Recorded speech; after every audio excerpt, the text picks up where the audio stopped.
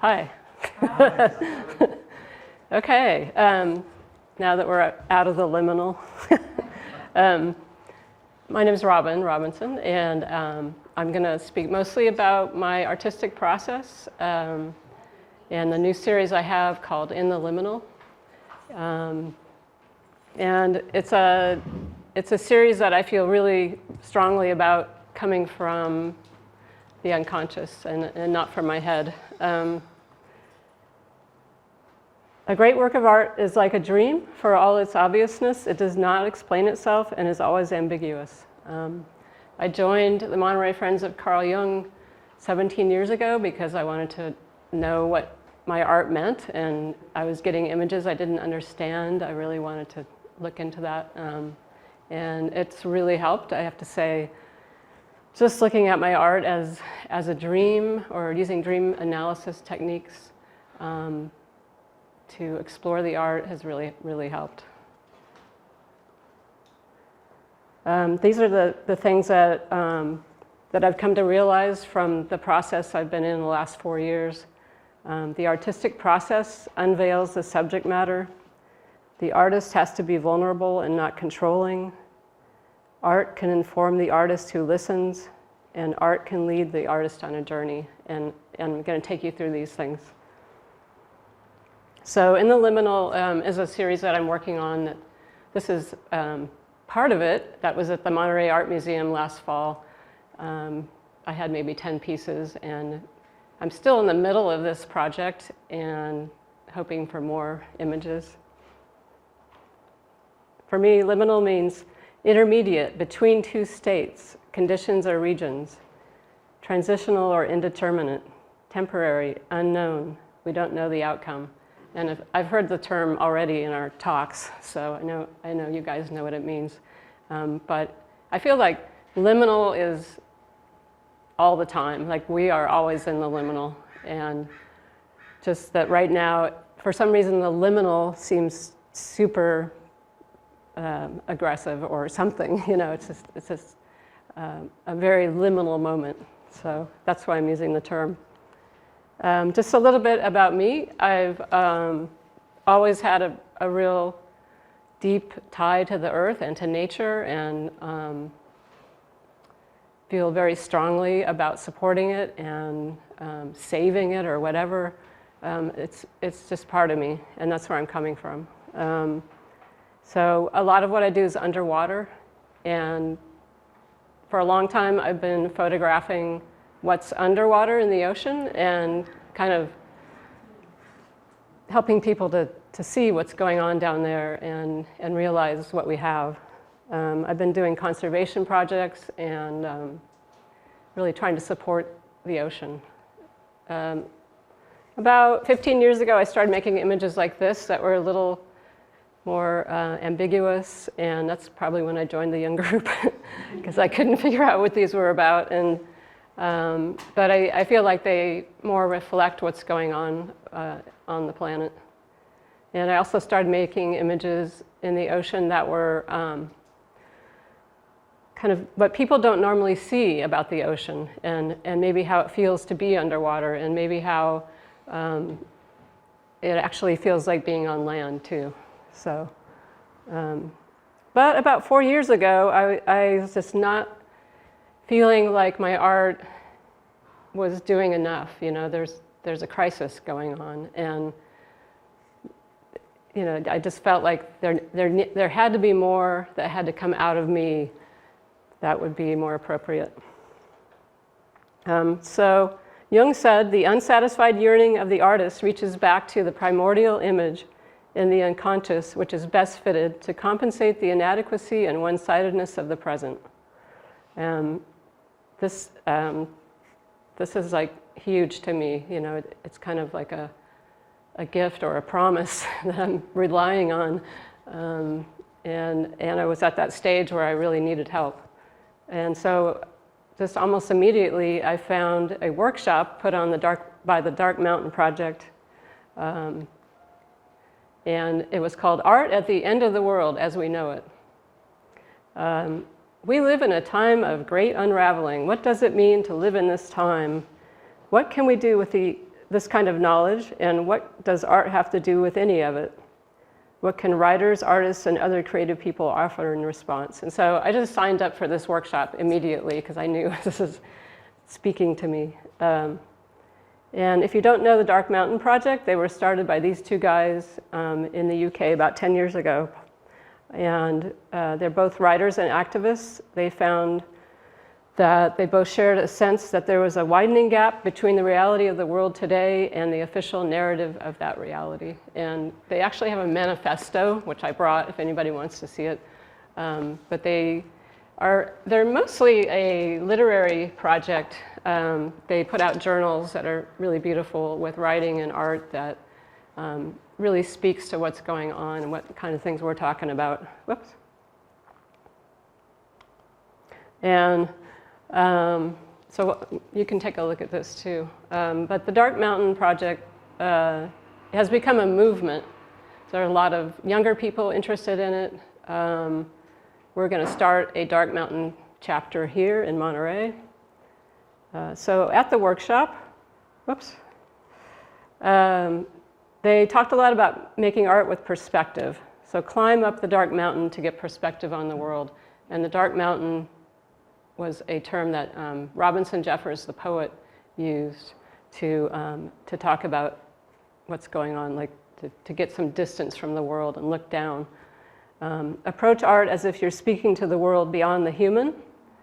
There are new ways of telling stories about the same thing, which are more in service to the earth and yourself, and perceive ourselves as part of nature. And so this is like huge advice. So one of the things we did was a deep time walk. Has anybody done one? Yeah. And we're doing one Sunday. Just as a little advertisement. There's a sign up on the table back there. The deep time walk is where you walk 4.6 kilometers, and each meter, I think, is 1,000,000 years. So it's like you're walking a long time, because the age of the Earth is 4.6 billion years old. It's a metaphor it's a timeline that you're walking along.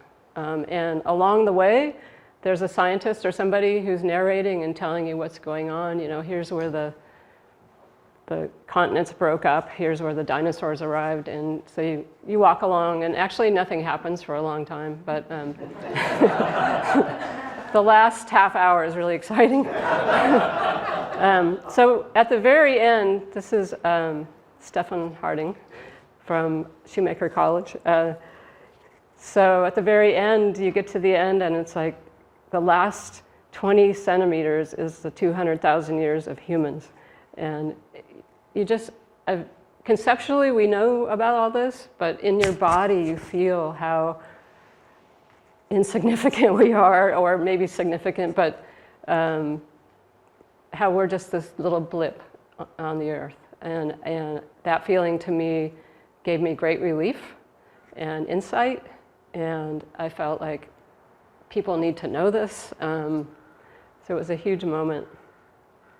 So their advice about artists working right now: don't have strong opinions, don't think you can change people, don't be a hero, make your real art, balance between your wild creature and work that shows what's going on. Don't make work about climate change, that's not how art works, and use a mirror or shield to look at your work. Medusa was killed using a mirror, a shield, and not head on, and people don't want to be told what to do, or be faced with too much information. And so their advice was to come at your message from around the corner. And some take-homes were: find actions that feel worth taking, work from the world rather than at the world, put yourself in the perspective of deep time, what should you be doing? And then what were the artists doing? One of the things that hit me was, okay, in 10 years, 15 years, people are going to be saying, what were the artists doing during this moment? And, it's like, oh my gosh, we have to do something. So after this, I went to Wales and hung out with our friend, poet Peter Davitt-Jones. And I got this image, which is right here. And it was an accident, actually, gift. And I used film, and I accidentally opened the back of the camera. and light leaked, and all of a sudden we have this man in the liminal, and there's the earth, solid earth. And I knew that this image was really important for what I was about to do. So I started playing with time images, humans and time, and just kind of playing around, experimenting with time, and who's been here, we were here kind of pictures. And I call this incubating. It's a process where I've taken in all this information about what I should be doing. I have huge intentions about the type of art I'd like to make, and now I'm kind of just putting out my feelers. And somebody asked me, "What are you working on?" And I showed him this image, and I said, "Well, I'm working on deep time and human beings, and how it feels to be in the liminal, and how it feels to be where we are and who we are." So I started making pictures that were more related to people and deep time, or things that are old on the earth. And this was all very experimental. I think I was mostly in my head about these pictures. They didn't really resonate that well with me. But they're worthwhile images, but I didn't feel them in my body.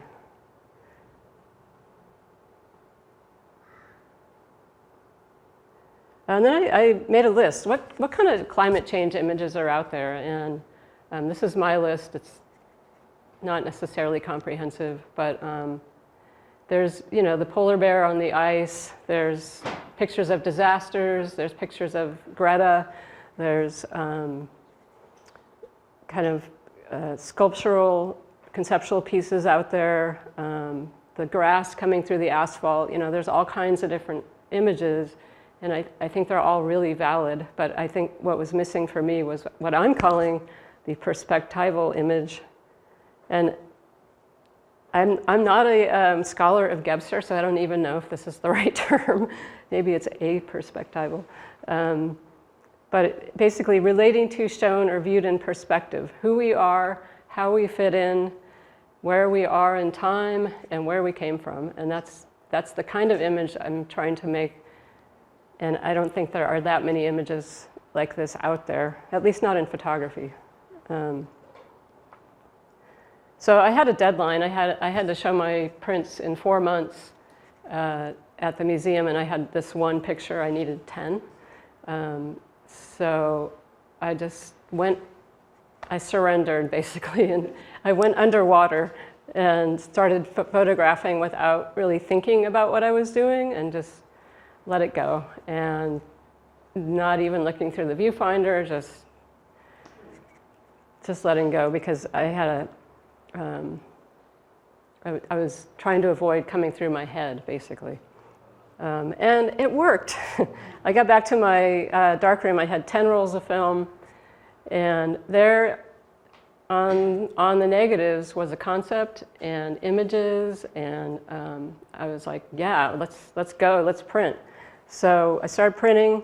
It was probably the most powerful darkroom sessions I've ever had. I could feel the energy. I felt things were coming through that didn't make sense. Like I have one of my images back there that there's a planet that showed up, and I have no idea how. My process is fairly experimental, so some things do happen that way. But it was very, very exciting, and for me, energetically crazy. And so I had this on the wall at the museum as a result. It's kind of a timeline from left to right. You can't really see it. It's the beginning of the Earth until now. And there's a lot missing, but it's a kind of a rough draft of this timeline. And it's really amazing how it came out. And this is part of my philosophy right here. Human beings. Okay, so what I did basically was start with the beginning of the Earth. This is in that direction. I don't know how well you can see these. And then this is underwater. So a lot of the Earth's history is just water. So thankfully, I get to photograph what it looked like for the first couple billion years, and then we have the sharks, which are maybe 500 million years ago,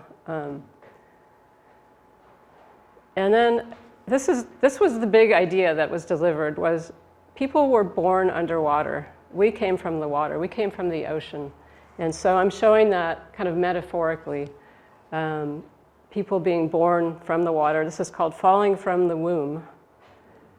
And then there's bubbles, people breathing, people coming to the surface, looking around and they see land, and then they come up onto land. And this is like a huge moment where we came up onto land. And I didn't have a picture for what happened once we arrived, but I had a picture for now. This is the liminal, this is where we are, but I didn't have what goes in between. And so this started just a huge inquiry on my part, what picture should go there? And it led to this question, which is, why are we here? How do you put that in an image, or more than one image? And why are we here? What's the significance of the human race? So this led me on a journey. The last year, I've been trying to figure out this puzzle and fill in this timeline. And I even charted out my last 2.5 years and what I've been doing, and things that have led to another thing, synchronicities, energy moments, gifts, accidents. It's all in my chart, and trying to make sense of what was going on with me and with the art. Why are we here? As far as we can discern, the sole purpose of human existence is to kindle a light of meaning in the darkness of mere being. Carl Jung. You are here to enable the divine purpose of the universe to unfold. Eckhart Tolle. Thomas Berry, who I discovered in my year, our sense of who we are and what our role is must begin where the universe begins. And then I've been having huge synchronicities with Aurobindo, and I've run into him in 4 different places. And I didn't know this, but Gebser was a big fan, and other people I've been checking out, and they're talking about the next phase of consciousness. This is an image I got in India that I think is along the lines of where I'm going with this series. There's a spiritual aspect to the human race, and I think that's what I want to come through. So we're in transition. The Earth is being transformed by us, but we're really not in control. So I have the Earth in my darkroom. And just to review what I said at the beginning, the artistic process unveils the subject matter, which was, our birth from the ocean and a timeline. The artist has to be vulnerable and just have to let go when you're taking the art. Art can inform the artist who listens. You really pay attention to what the art is saying to you, have a dialogue. And art can lead the artist on a journey, which is kind of my Why Are We Here journey. It just came out of that art series, and it's amazing what art can put you through. And art from the unconscious has a life of its own. I haven't done anything to market this, but things are falling in its lap. And I feel like it's not really my work, but it's finding its own journey. So the Dark Mountain Project asked me to do a photo essay, and they paired me with a writer named Neil Inglenook, who lives in Santa Cruz. And he and I had a huge synchronicity. His wife was having a baby, and I was making a series about getting, birth from the ocean. So we talked a lot about emergence out of water and what that feels like, the kind of the visceral feeling of coming out of water rather than going into water, and how the emergence and the transformation from water, these two things were related, personal birth and human species birth.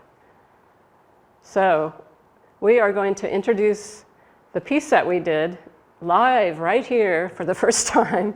It's called Our Blood in Her, and we're going to perform it, okay? There are three voices. Lisa is the voice of an observer of the human birth, of the baby in the womb. John is the voice of the primordial creature who is coming from the water to the land, actually a group of creatures. And I'm the voice of a diver who's coming out of the water. So there's three voices. Greg? The music's on there. Oh, yeah. Can we do that? Yeah, if you minimize the slideshow. Yeah, but we have to see the pictures. Yeah, so, but you can go back a minute.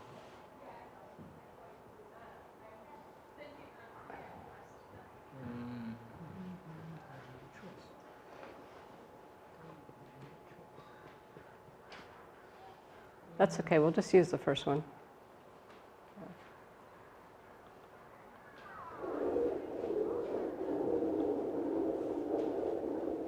I'll turn it down. Okay.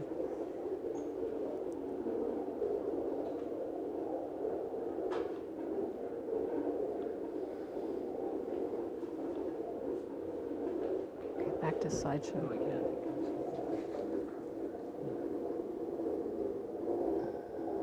How do you play the slideshow? It's coming out of here. Oh, okay. You'll have to turn it down.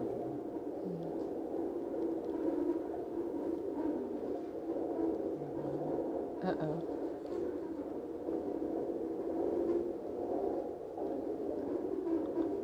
Oh, it's 8, 9, 10. The function. Why don't you stand up?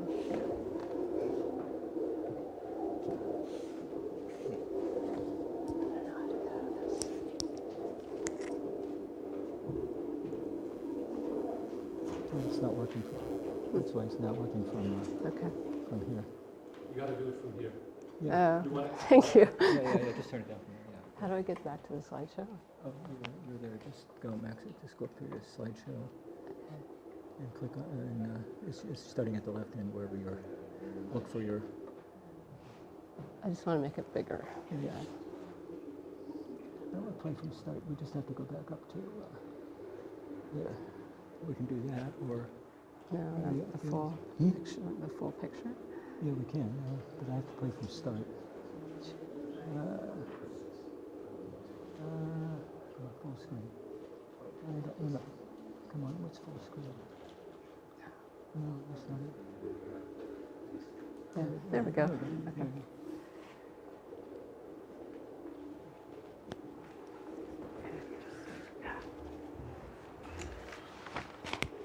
Okay. She is made of voices. Thunder from the breakwater, sand scrawled by currents, my breath, the unheard pressure of darkness. She is voices, and they wash over my skin.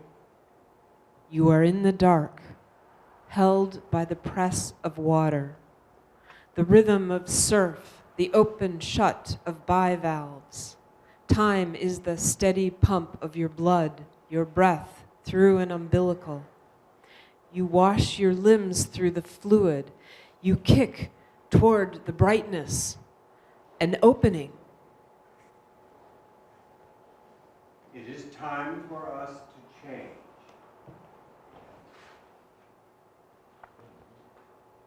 We can smell death in the water. The tide is carrying us toward it along the thick scent line, a trail of blood. How long have I been here? The fish whirls. To stay is to die. The black water below, the heavy embrace. To stay is to die. My lungs, my heart will not allow it. I shoal to the light. Slowly, or my blood will boil. Upwards, her grip loosening. How could she let me go? I was made of her. This is the only world. This is its edge. Need in our guts, drawing us on. Her surges push us out, away from the deep. Bright pain in a dark passage. Your eyes are clenched shut. You go towards you don't know. You must go. Roar of wave on rock. We scrape our bellies on bone hardness. Fins push us up. You are pressing through. She is holding you tighter than ever, crossing from her to openness. My saline blood, the heartbeat of her swells. Crush of sea breaker, then release. Air on your skin, dry and cold in your raw lungs.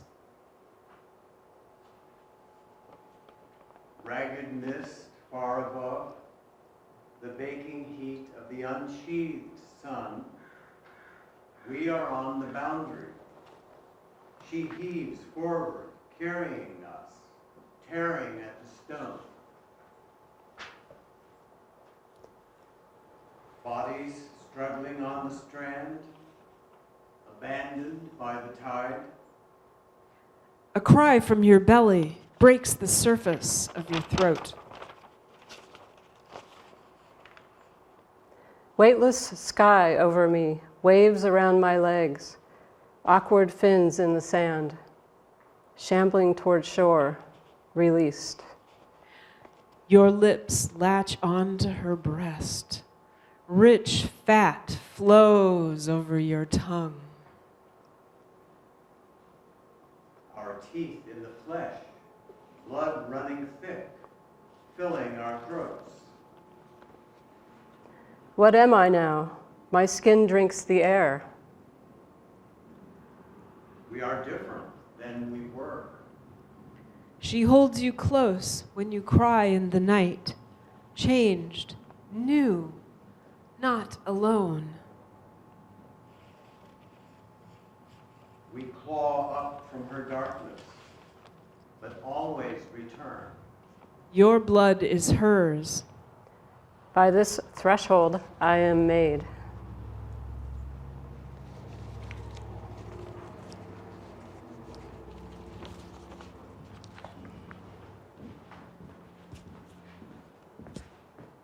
I'll just leave you with this. From the living fountain of instinct flows everything that is creative. Hence, the unconscious is not merely conditioned by history, but is the very source of the creative impulse. Thank you.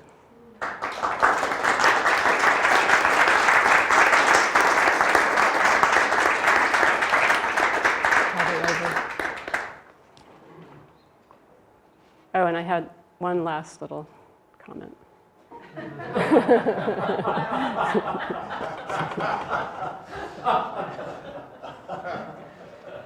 Are we over time? Okay, we have time for maybe one question.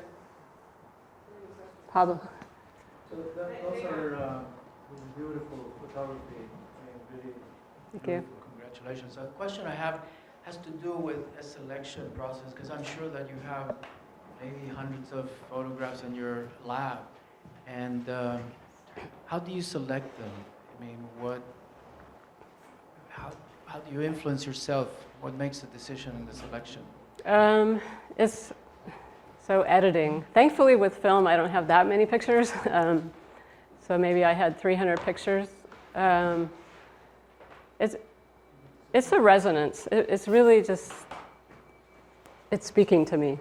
It's not in my head, so it's hard to talk about. But yeah, it's very intuitive. Yeah. And you do it on a first pass, or you do a review until finally it settles into a decision? Yeah, I just keep looking through them. I might mark the ones that I'm resonating with, and then I may go back and see what makes sense with the other ones that I've found. And then for this project, I had to do some new work. There's some new images, and I went back to my negatives and picked some out. But again, it's not in my head. Yeah, it's in here. Okay, thank you. Thanks. Yeah. I just wanted to comment on your things of making art from the unconscious, and you had art is a journey that leads us there. I mean, I don't remember the four, but Yeah. when I looked at them, I felt like I wanted to insert the word life in there as opposed to art, and that they worked in that way too, and that Yeah. it would be like working with people, and how everybody is in that ambiguity, and it's almost like the four of them I felt were like a nice mantra, and I want to use them. Oh, yeah. To share with people, because just like if you approach life from that attitude, Yeah. that's what it's about, Yeah. then it becomes a whole other story Yeah. and a whole other Yeah. process. And Yeah, and it's you really have to trust it yeah, as well. I mean, I had 4 months to make and frame all this work, and I just had to say, okay, and so, yeah, in life you can do that too. I mean, Risky. I appreciated your work, and I'm just saying it feels really inspired to me, and I Thank want to you. just say thank you. Thank you. Yeah, really. All right, thank you.